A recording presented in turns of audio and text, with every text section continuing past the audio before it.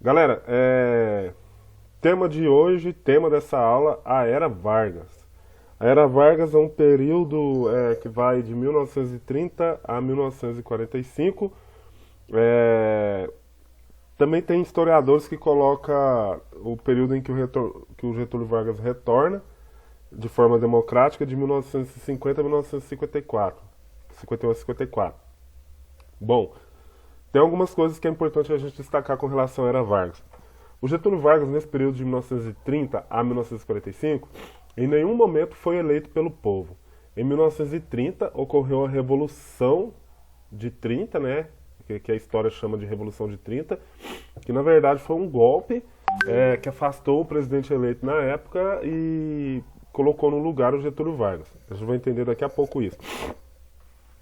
Depois, em 1934, quando foi promulgada a Constituição já dentro do governo Vargas, essa Constituição criou uma lei que dizia que o primeiro presidente eleito, né, após esse golpe ou Revolução de 1930, deveria ser eleito de forma indireta, ou seja, eleito pelos deputados, pelos senadores, pelo Congresso, né? E aí o Getúlio Vargas acabou sendo eleito. Então, em 30 ele chegou através de um golpe, em 34 ele, digamos, deu um golpe dentro da lei, né? Ele assumiu de forma, eleito de forma indireta. E aí em 1937, já usando ali uma justificativa de que estaria em, em desenrolar, em andamento, um golpe, uma conspiração comunista dentro da nossa nação, ele criou um plano chamado Plano Cohen e deu um golpe de Estado, fechou o Congresso, fechou os partidos e começou a governar de forma ditatorial, começando ali o Estado Novo. E esse período vai de 37 a 45, né?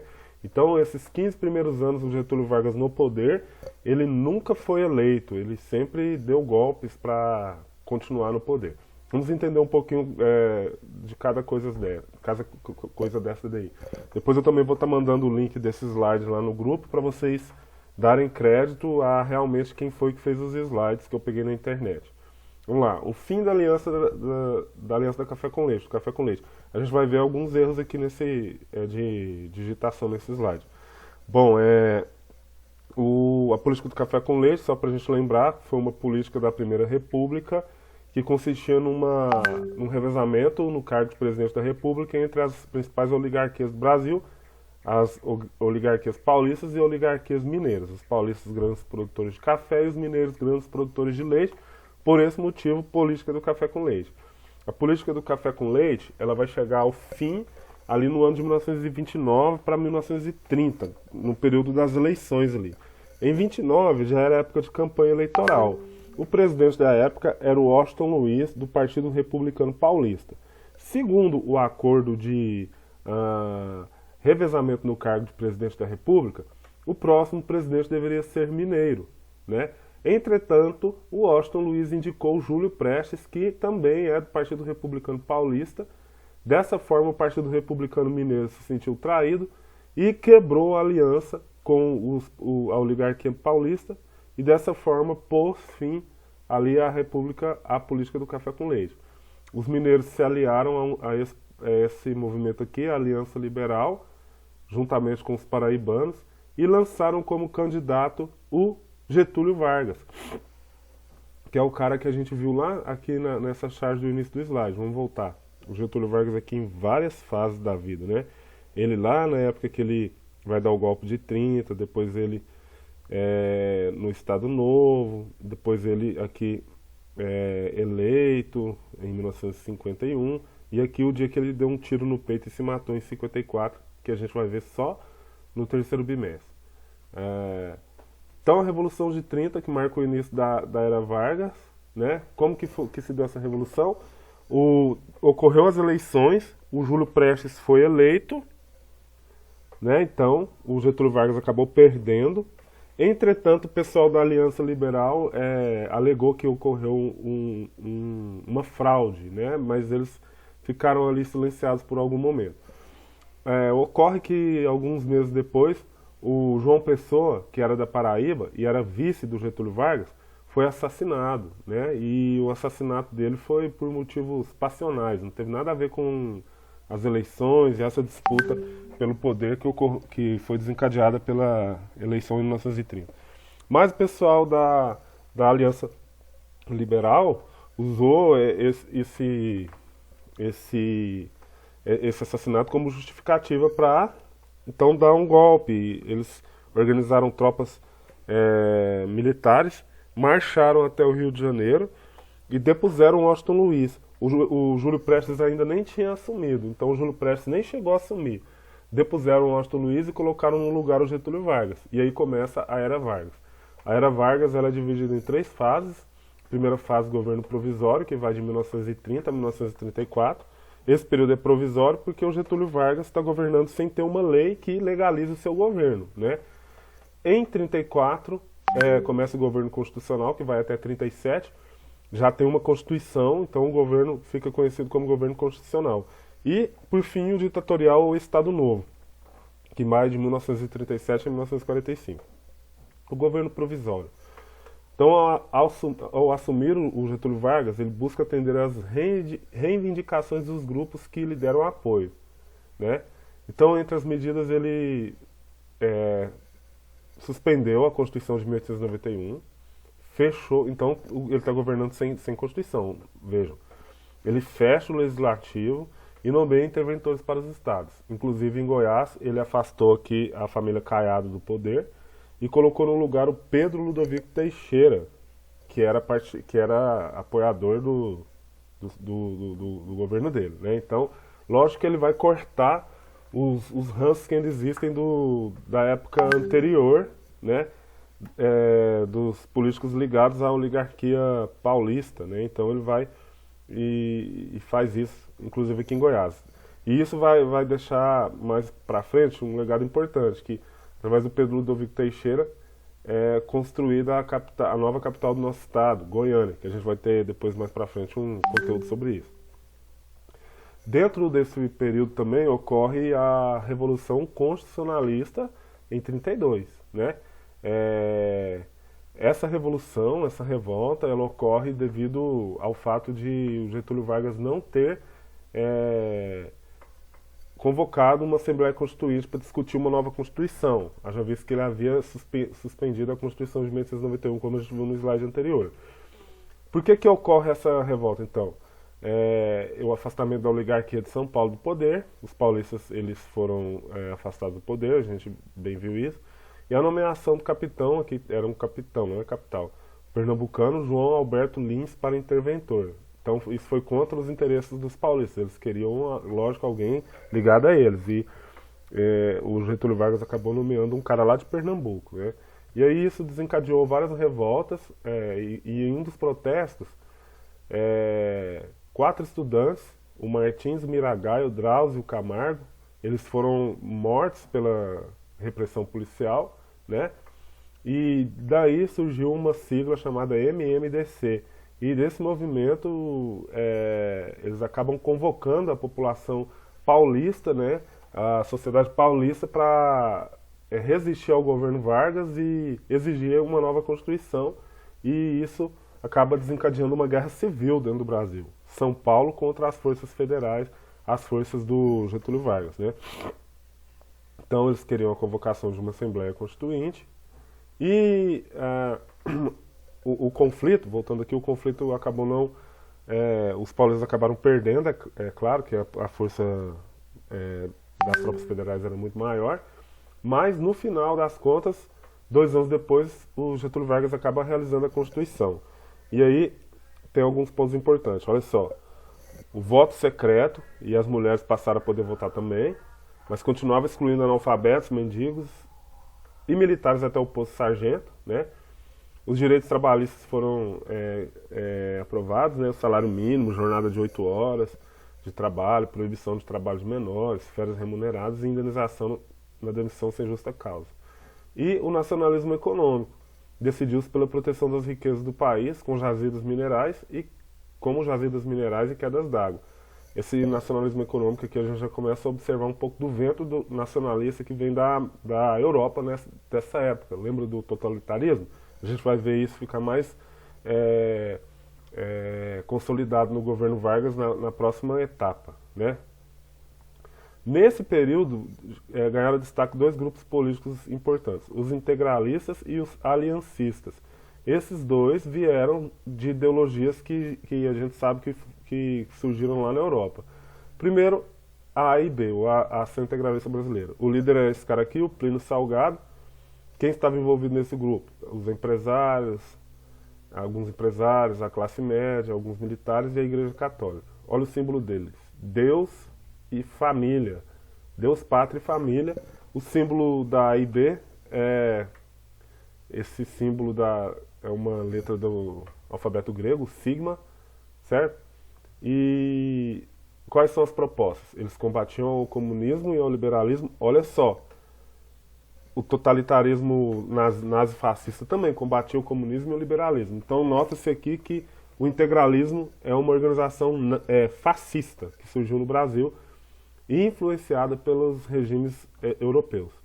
O nacionalismo extremado, que é outra característica do nazifascismo, e um regime ditatorial chefiado por um líder capaz de impor a disciplina. No caso, eles imaginavam Plínio Salgado, né? Olha a inspiração deles. Aqui está a bandeira nazista e aqui está a bandeira integralista. Então aqui a gente já vê os ventos do totalitarismo soprando no Brasil. Por sua vez, a gente tem a ANL, que é a Aliança Nacional Libertadora, o líder Luiz Carlos Prestes, grupos envolvidos dentro desse movimento, democratas, sindicalistas e socialistas. A galera do socialismo que começou a aprender sobre o Marx, né, e o Engels, os caras dos sindicatos estão ligados ao movimento operário, né, e o Partido Comunista era uma das correntes da Aliança Nacional Libertadora. Quais as principais propostas? Nacionalizar as empresas estrangeiras, o não pagamento da dívida externa e a reforma agrária, né, terra para todos. E aí, em 1935, a Aliança Nacional Libertadora tentou dar um golpe militar, né? Eles tentaram assumir o poder através da intentona comunista, em 1945. Só que o Getúlio Vargas conseguiu sufocar esse movimento, prendeu a galera, prendeu o Luiz Carlos Prestes, que era o líder, e sua esposa, a Olga Benário, que inclusive era judia, foi deportada para a Alemanha e acabou morrendo em um campo de concentração. Um filme legal para vocês entenderem essa história é Olga, o nome dele é Olga, é um filme brasileiro muito legal. Em 1937, então, já depois de ter se focado em intentona comunista e tal, o Getúlio Vargas, ele já sabendo que o mandato dele ia acabar em 1938, ele elaborou esse plano Cohen, como eu tinha falado anteriormente, contra o perigo vermelho ou perigo comunista. E aí ele disse que o pessoal do governo dele disse que estava rolando uma conspiração para tomar o poder no Brasil, uma conspiração comunista, né? E eles acabam dando outro golpe, fecha o Congresso e institui o Estado Novo. E aí começa o Estado Novo. Olha essa charge aqui de 1937, Führer Getúlio von Vargas. Porque o Estado Novo, ele parece com o totalitarismo nazifascista que ocorre na Europa, de Benito Mussolini e Adolf Hitler, né? Então, a gente vê aí que o Brasil, através do Getúlio Vargas, está adotando aquela nova vertente, né, para tentar resolver as crises mundiais, que é o totalitarismo, né? A gente viu que tinha o liberalismo, você tem o socialismo e tem esse regime totalitário nazifascista, né? E o Getúlio Vargas, ele começa a caminhar por essa vertente. Quais são as características políticas desse regime do Estado Novo? Ele fecha o Congresso, Assembleias Legislativas, Senado e Câmara dos Deputados, extingue os partidos e também as eleições, né? E ele acaba com o federalismo. Tem até um evento onde queima-se as bandeiras das federações, né? Então o governo fica totalmente concentrado na mão do presidente da República, que é um ditador. Ele cria o Departamento de Imprensa e Propaganda, o DIP. Qual que é o objetivo? Coordenar a propaganda e censurar os meios de comunicação. Cara, muito parecido com Joseph Goebbels na Alemanha nazista, onde ele também tinha um departamento de imprensa e propaganda, que fazia propaganda em torno do Adolf Hitler. Aqui a gente vê uma imagem de uma cartilha da época que os estudantes utilizavam nas escolas, onde tem o Getúlio Vargas ali como pai da nação, o herói, o salvador da juventude brasileira, né? Ele também era conhecido como pai dos pobres. O que o DIP realizava? Ele divulgava as realizações do governo. A Voz do Brasil, por exemplo, foi criada pelo DIP e está aí até hoje. Em Brasília, 19 horas. Está vendo ali? E Vargas era apresentado como o pai dos pobres, como eu acabei de comentar. Aqui uma das coisas importantes que o governo começou a utilizar, as comemorações trabalhistas, para relacionar a imagem do Getúlio Vargas com os trabalhadores. Olha aí, isso aí lá no estádio São Januário do Vasco, que era o estádio utilizado pelo governo, uma vez que a capital brasileira, inclusive, era o Rio de Janeiro, né? O estádio era utilizado para esses grandes comícios e grandes desfiles e manifestações em favor do trabalhador brasileiro, concentrados na figura mitológica de herói do Getúlio Vargas, né?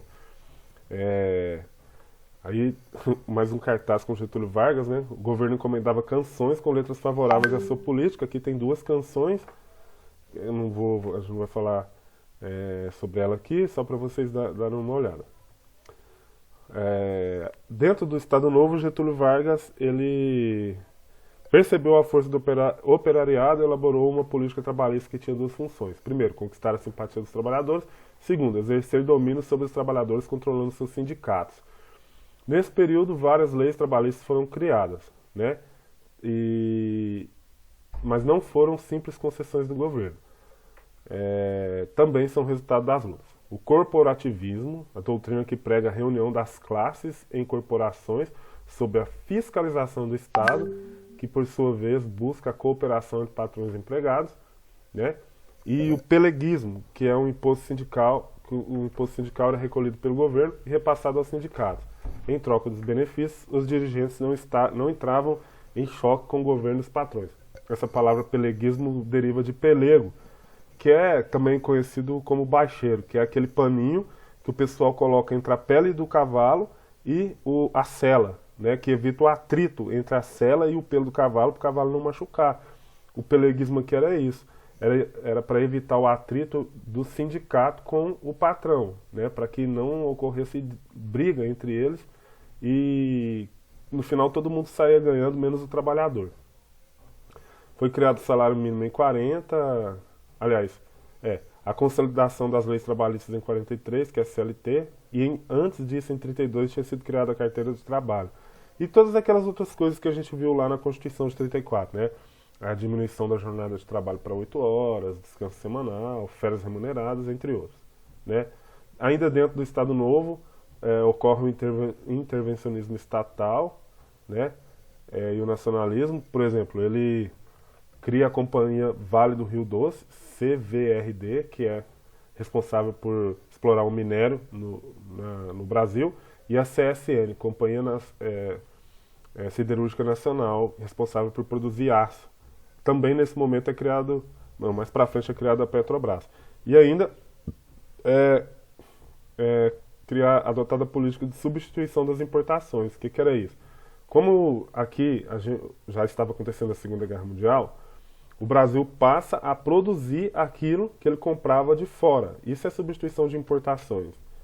Então, dessa forma, o Brasil começa a se fortalecer na indústria. E por esse motivo o Brasil consegue lucrar muito com a Segunda Guerra Mundial, né?